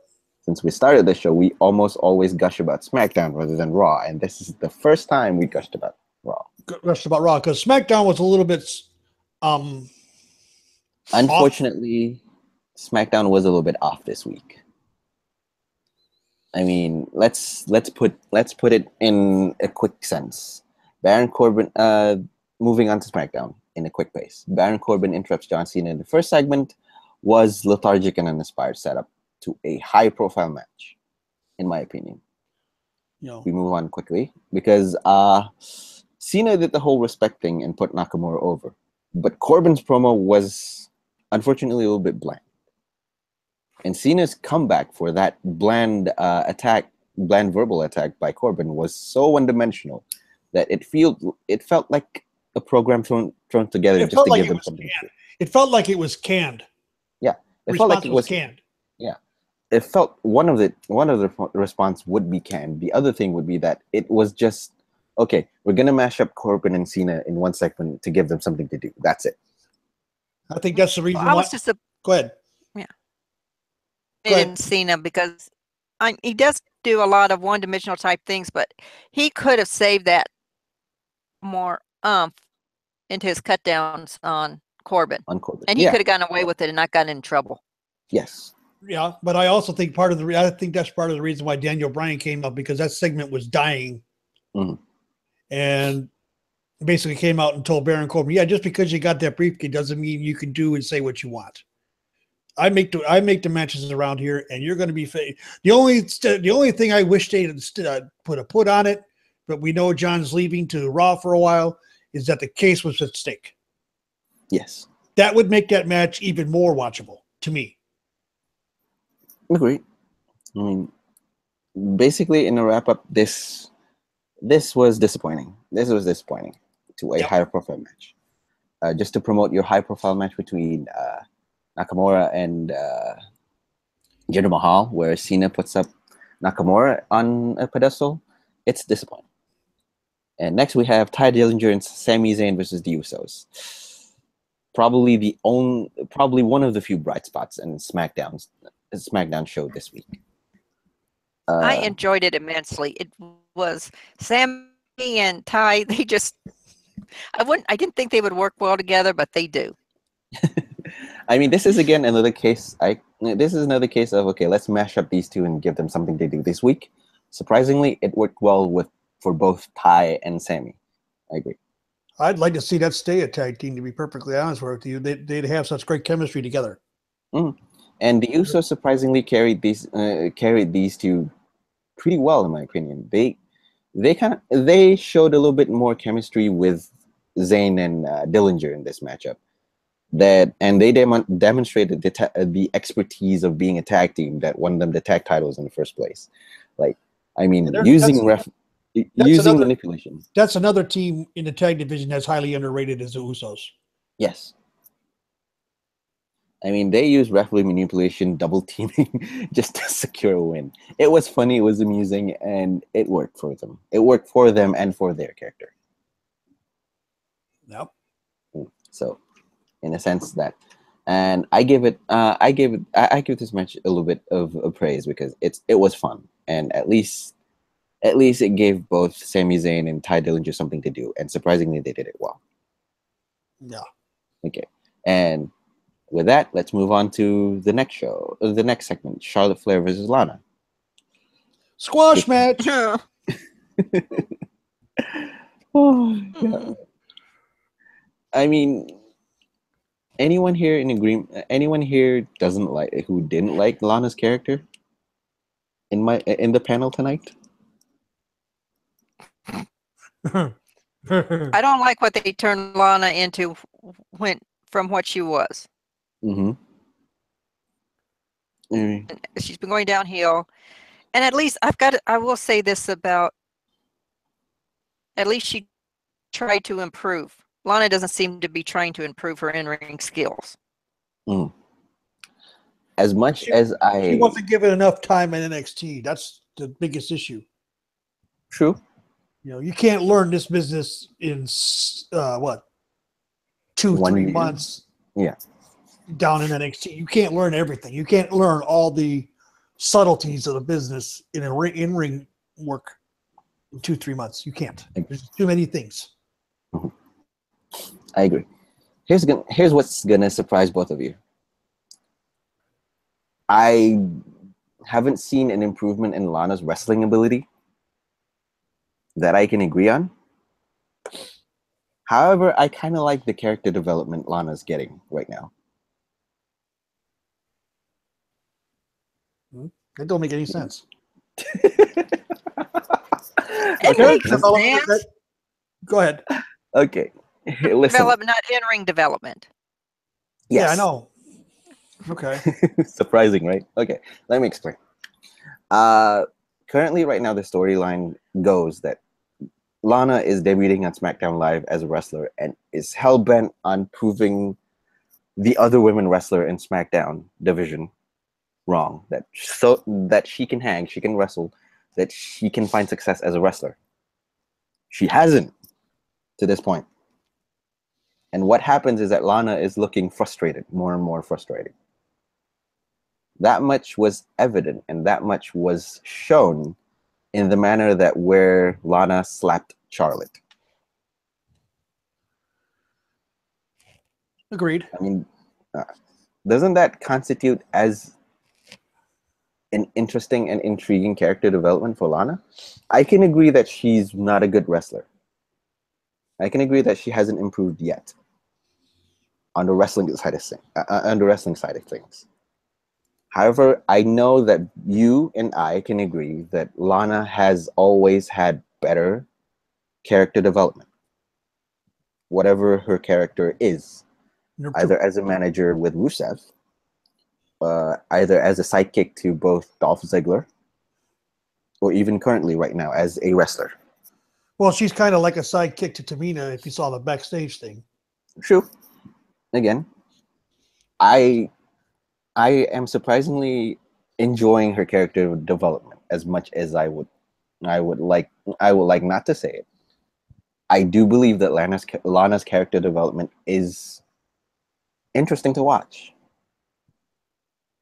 I mean, the small nuances that she brings during the fight with Charlotte right now is pretty interesting to see. The slap was very, very nice. And the reaction to the slap by Charlotte was interesting as well. It was spot on. Yes. The look was like, you little bitch. You never slapped the queen. I know someone in our little bit of blog site that we frequent would say, no one slaps the queen. Yes. And just to quickly cap it off, it would be interesting to see where Lana develops this character on. How would she react to the realization that she's not that good in ring? She just can't hang with all the wrestlers in the ring. Does it change the heart? Change her character in a bit? Would she flip Would she flip into a babyface role, or would she still continue on being the heel wrestler who tries so hard just to prove that she can wrestle with the others? The Well, possibilities. if they continued on the path that you're talking about, where she just continues to try and continues to try and continues to try and fails, eventually there'll be so much sympathy built up in the universe for her that she will become a face. Just organically. Yes. Because the crowd will the crowd will start feeling sorry for her. And when she finally does win a match, it'll blow the roof off of whatever arena they're in. And maybe that's the ultimate goal in the end. It's one possibility that I can see. I mean, if that happens, if she chose to just go on and persevere as a heel character and tries to wrestle and fails, yes, there will be sympathy built. And yes, in the end, probably the big payoff is that she wins one match and everybody just cheers for her, which necessitates that organic big. Everybody cheers for her, and she's standing there in the middle of the ring, arm raised, crying tears of whatever. Joy. Yes. Okay. Yeah, it's an interesting. I can see that. Yeah, just to say it short, it's an interesting character development, and I would like to see where it's going, because it's not really something that I could say about all of WWE's personality at the moment. With that, let's quickly move on to the segment between AJ Styles, Kevin Owens, and Shane McMahon. Probably the brightest.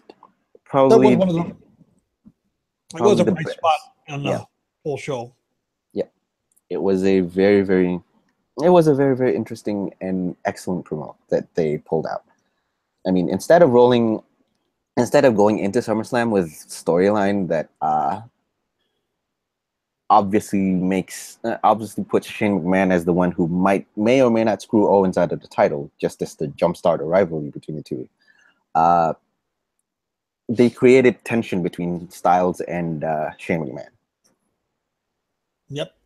Not that there needed to be any, but it's an interesting move on SmackDown Creative's part, where when we see an obvious move where Shane and Owens should have that kind of tension, they flipped the table and made Styles and Shane have that kind of tension.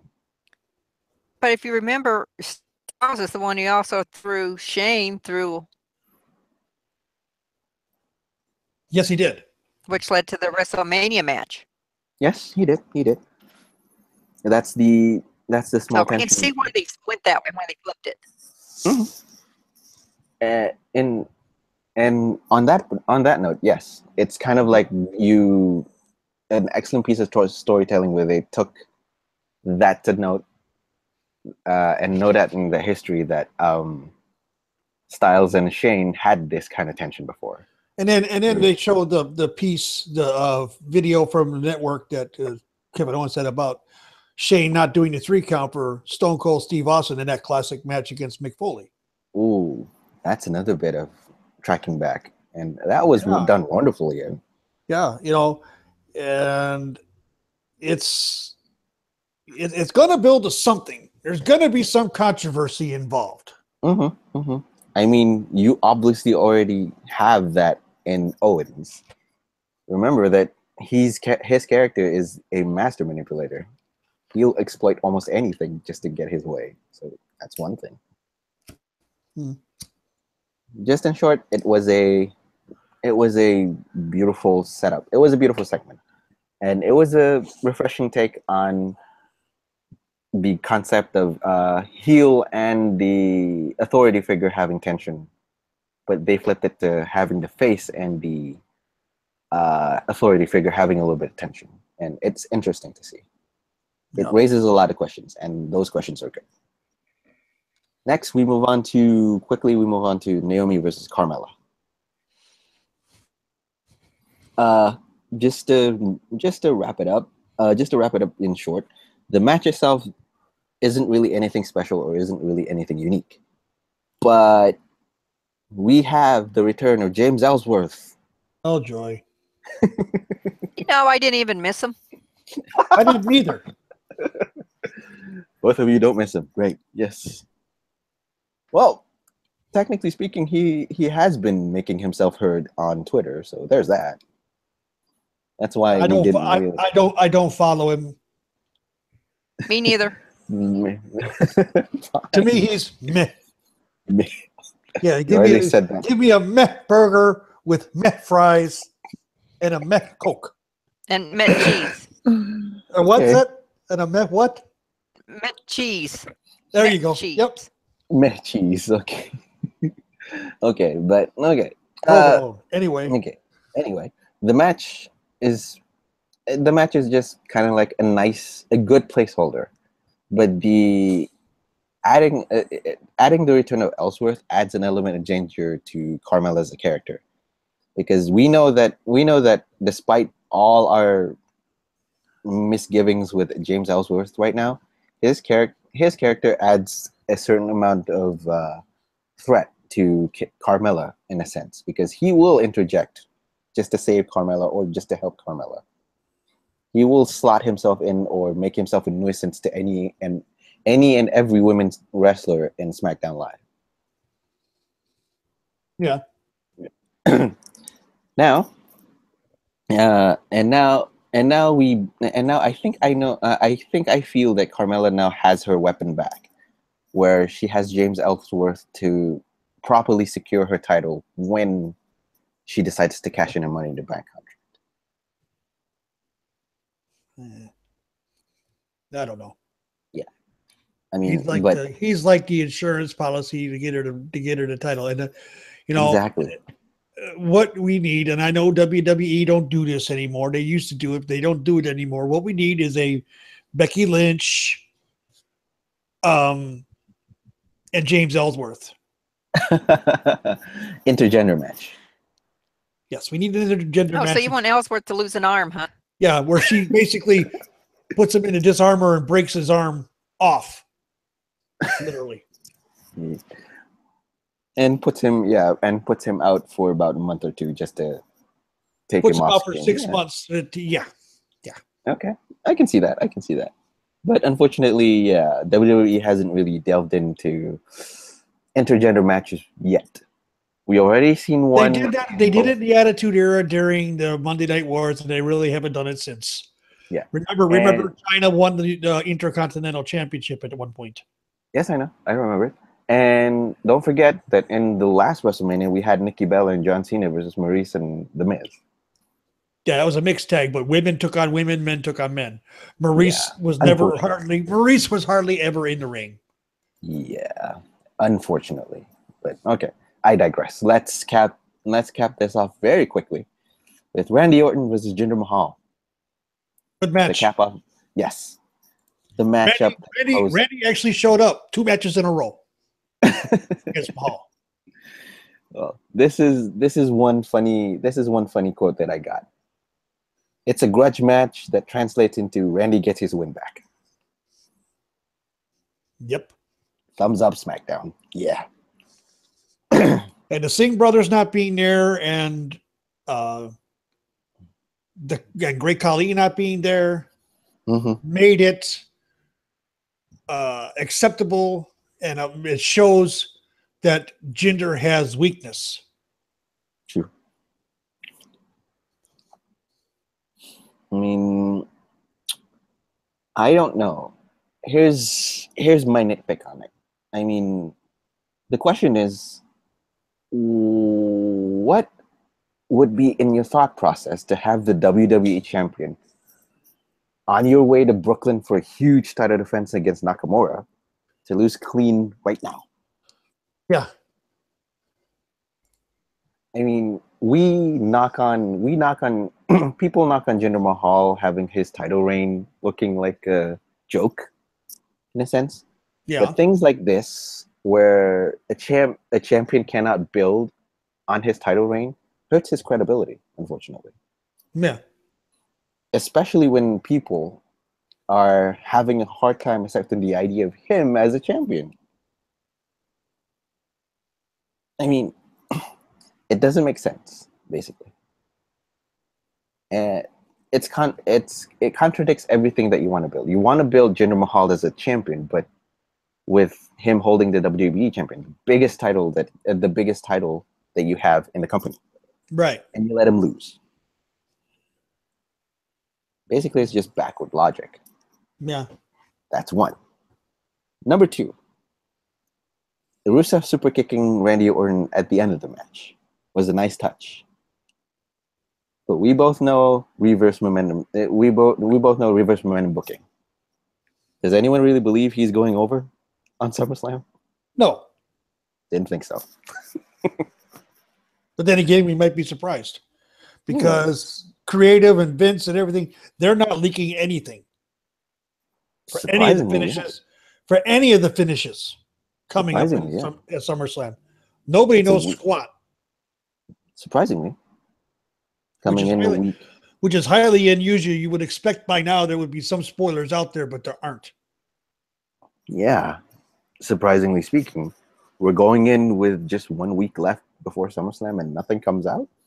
Yes. The only thing that we know is that the match card getting built, that's all, and results not really coming out and all that. Especially with the intrigue with the 4-way, that's one thing. Yeah. But yeah, I think, okay, in the context of this match currently that causes the SmackDown Live, it's like you said, it's a meh match for me. It happened, and unfortunately, it doesn't make sense in most things. So that's that. Final thoughts on SmackDown for me? It's a C+. I agree, C+. And our third person dropped out somehow. I don't know what happened. Probably disconnected, I believe. But I would think so because it was sudden. Yeah, it was sudden. But anyway, should we give a quick rundown on both 205 and NXT? We could skip that this week if you want to end it here. I mean, we've covered a lot of ground today. We covered a lot. We've done 14 matches already, it seems like. 14 matches, yes. 13 or 14, give or take. And a lot of segments in that, for that matter. And a lot of tangent running, as usual. Segue skipping and tangent running, and we shooting the breeze. Of course. Right. And, the only thing I want to say is when we talked last week about the face-off between Asuka and Ember Moon. Mm-hmm. That Ember Moon did not touch the titles. At the beginning of NXT this week, you had Sanity in the ring calling out AOP. Mm-hmm. And Eric Young made a return and basically zip tied one of the AOP members to the railing.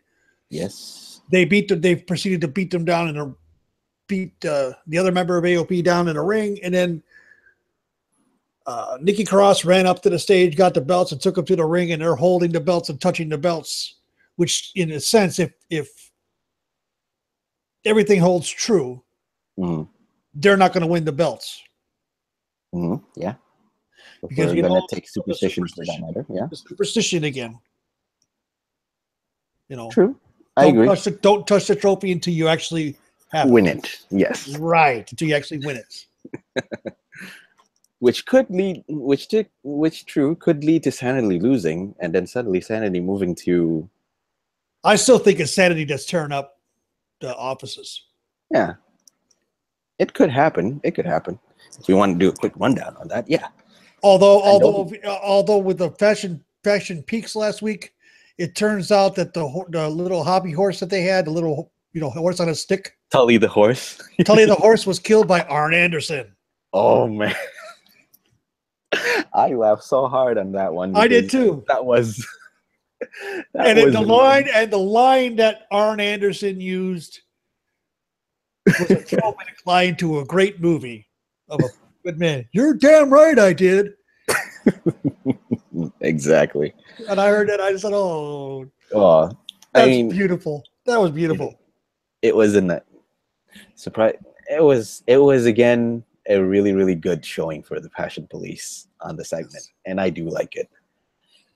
And don't forget that we have a showcase that we have the Street Profits coming back with Angelo Dawkins coming back, and they actually pulled off a good match on that. Yes, they did. They actually looked really good for their first time out on TV. They look great. Yes, And and then we had to face off Rude and Drew McIntyre. You know, oh my god! I mean, Drew McIntyre. I got goosebumps just watching it again.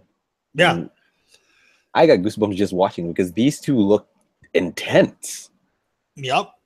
I see Drew going over.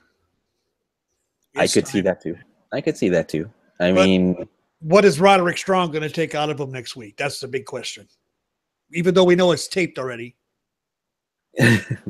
I think in a sense that yes, Drew McIntyre could go over and will go over. I think because the news that I heard is that it's almost as if they didn't expect Strong to be actually pretty popular than Drew McIntyre. Because the from the small tidbits that I heard, they brought on Roderick Strong to be the perennial babyface just to fight off Rude, and surprisingly the people getting in were actually quite surprised that Strong is getting a really huge reaction, positive reaction as a babyface. That when they brought McIntyre, it kind of like diminishes his appeal as a babyface a little bit. So in a sense, yes, I could see that McIntyre goes over, and if he goes over, then it's a logical move, in a sense, because they wanted to bring up his popularity up. So there. Yeah, but do we want to listen to what show do we want him to go to? Do we want him to go on Raw? Do we want to go to SmackDown? Who? Drew or Strong? No, Rude. Roddy. Oh, Rude. If Rude loses the title, he's probably got to go up. He probably is. And do we want a freaking Ric Flair wannabe on Raw or SmackDown? That's gonna be a hard pick because we know he's a worker. Number one. Number two, we know he's a good worker. Number one. Number two, he's an excellent heel. Do we need any more heels on either show? That's the big issue. I don't think so. But if management really is going to push him, I think Raw is the only logical place to slot him. Yeah. Because judging from the dearth of talents there, that isn't really clicking at the moment. Even though they had a solid show this week, Rude could possibly go to Raw and elevate that place a little bit. Yeah, but do we want to hear, this is my Raw, this is my this is my that? Do we really want to hear that? Here's the counter question. You slot Rude in with the glorious domination on SmackDown against the artist formerly known as Shinsuke Nakamura and his own entrance, the Rising Sun. Ooh, that would be a nice match to see. With Shinsuke. Well, no, but then again, they might put the title on Rude right away. So no. Yeah. So no. There you go. Because I see Shinsuke going over Jinder big time. Yes. That's the logical answer. You have to put in Raw because at the moment that's the only logical standpoint that you want Rude to be in. If you put him on SmackDown, you mess up the whole situation with the storylines with there. But yeah. Quick wrap. NXT was fun. Yes, a lot of good matches. One great match in Oney Lorcan versus Danny Burch. Very hard. I didn't see it. I missed it. I was watching it this morning. Was watching it this morning and ran out of time. Well, you remember that they met up last month, correct? Yeah, I remember that match. That was a great match. They did it today. They did it again this week. They beat the ever-loving shit out of us. I mean, these guys are hitting, practically beating up each other. Yeah. From 1 month to another month. And it's sad to see that neither Burch nor Lorcan has attracted the WWE creative as of this moment in the NXT. But as long as they continue the in-ring output they're putting it right now, just like they did last their month. work rate is something else. Yes, it's fine. I think it's fine because the fans love these hard-hitting technical shows like what Lorcan and Birch did. It's brutal. It's fantastic. And the finish actually did set up a rematch. So that's one good thing. The only quick nitpick I have is that whether either of them has anything left in the tank. That's it. Yeah, that's the thing, is they're both they're older. Yeah, true. But then again, wrapping it up very, very quickly. It is a good week for NXT, in my personal opinion, anyways. Yeah. You started covering 205 Live but that wasn't that was the Raw match between Daivari and Akira Tozawa. Yeah. I'll put this in a quick way. No purple ropes on Raw anymore, which is good. That's good. Yes. Good. I mean, that's good for one. Just to quickly wrap up for the 205, the Cruiserweight division started to feel like it had a lot of storylines going on at once. But these past few weeks, encapsulated with this week's 205, looks like they're going in the right direction. We only have 3 solid storylines instead of 5 or even 6 weak ones. I mean, we have our main event with Akira Tozawa and Neville for one storyline. We have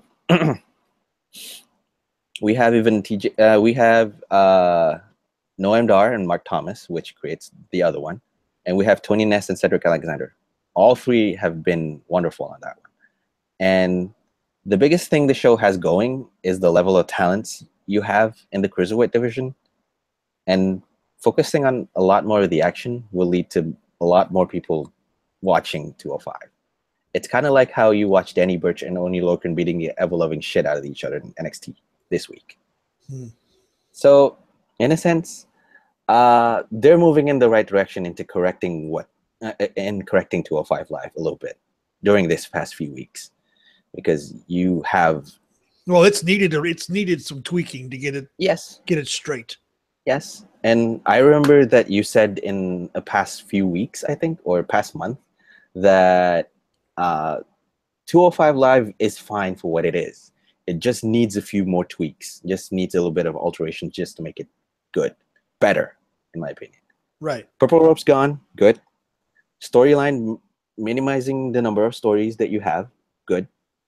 Increasing the importance and the emotional factor of the storylines that you currently have, great. Because it makes watching 205 Live this week slightly better, in my opinion. To give it off a quick grade, I think we could go with a solid B on this one for this week. Fair enough. I'll accept that because, like I said, I didn't see it. Yes. All right. This ends all the discussions that we've had. Like I said, we've gone on our little tangents and everything, and we ran long, but I don't really care anymore. We gushed about Raw for about, I don't know, an hour, I think? No, almost 90 minutes. Almost 90 minutes, okay. I mean, like I said, when do we do that? Never. The answer is always going to be never, because even at the beginning of our podcast, at the beginning of the start of the birth of this podcast, we haven't really talked about Raw in this capacity for... Not where we were covering every match. No. Yes. We would take the highlight of the match, the best matches, and talk about them. But we talked about every match, pretty much every segment that went on, and we just kept going because Raw. It started actually last week, not this past Monday, but the Monday before, when they seemed to get their stuff together. It's been slowly but surely working that direction. I agree. And they finally got all their stuff lined up, all their ducks in a row, and things seem to be firing on all cylinders. Finally. Yes. Finally. Now we need SmackDown to get back to what they were, and then those 2 shows will be great. Where can people find you, MDS? Currently, you can find me on Twitter at BeckyGotBank666. Thank you, Swiss, for the Twitter handle. I would be frequenting cage side seats on the nightly, but currently I'm in a little bit of a busy rut. So there's one thing, and I'm also trying to secure an interview for a new job. So there's that. So I'm quite busy these past few weeks. So just catch me on Twitter. Just catch me on Twitter if you want a quick chat, or just hit me with a pillow or something. Where can people find you, Taker's Minion? They can find me on as Taker's Minion on Cage Side Seats. Usually in the nightly, a couple days a week now. I'll be on a daily. Promoting this podcast, promoting the people I have on, and all that good stuff of what we talk about. Mm-hmm. You can also find me at Takers_Minion on Twitter. If you wanna join the panel, send me a tweet, and I'll get back to you as soon as I can about it. Also, remember, folks, that on the 19th of August is the Saturday before SummerSlam. And we're going to be doing a special edition of Shooting the Breeze on Saturday the 19th, and it'll be starting 1 hour earlier. Mm-hmm. It'll be starting at 10 a.m. Eastern time. And I'm currently assembling a panel. I have 3 spots filled, and 1 is currently up in the air. Yes. And it's going to be, we're going to be talking mainly about SummerSlam. We'll touch on a couple matches with maybe the championship matches regarding TakeOver Brooklyn, but it's going to be basically a bunch of us getting together and giving our thoughts on what we think is going to happen, doing predictions, everything like that. And we'll probably, I'll have a posting about it afterwards, after the show's over, as to who won the prediction contest. Yes. So keep your eyes open for that. It's going to be a long and very lengthy talk that we have with predictions, people. We're talking about probably basically covering about 20 matches that day. Yeah. So if we did, because right now I believe SummerSlam's at 15 matches. That's including pre-show. Mm-hmm. And TakeOver is, I think, 5. So that's 20 matches. We would be on for like 4 hours. So we might have to. We're going to probably just limit it to primarily SummerSlam. Yeah, we're gonna limit it to primarily SummerSlam, and if we have the time, we can touch on TakeOver. Right. Possibly. Nothing's definite in this world anymore. Yeah. No. And you can always find us here on Fridays at 11 a.m. Eastern time, 10 a.m. Central time, every Friday, talking, shooting the breeze about what has happened in the week that is a WWE. Mm-hmm. And, we look going on tangents on stuff, going on side tangents like we always do, fantasy booking, all that fun stuff. Yes, exactly. We love doing it because we just like to talk about fantasy stuff. Yep. It's always fun. All right, folks. You guys have a great weekend. Don't forget to catch Wednesday Night Shootin' with Tanya Rogers and Andrew M. Swift. Uh-huh. We got 2 Guys, 1 Sport with Chris Hogan and Curtain Jerker. Yep. And, we're all, you got Cage Side Speaks, which is a panel formed after every pay-per-view, approximately 1 week afterwards. Yes. Where members of the Cage Side community come together. Cage Side Live, which is, I don't know if it's permanently gone or is on hiatus. We, they used to come on every Tuesday morning after Raw. Mm-hmm. Those guys are affiliated. I am not directly affiliated with Cage Side Seats. Yes. And we still promote each other. We still promote all the podcasts because we all got to work together to stick together. Yes. And on that, guys, you have a wonderful day, and we will see you next Friday. Bye. Ciao.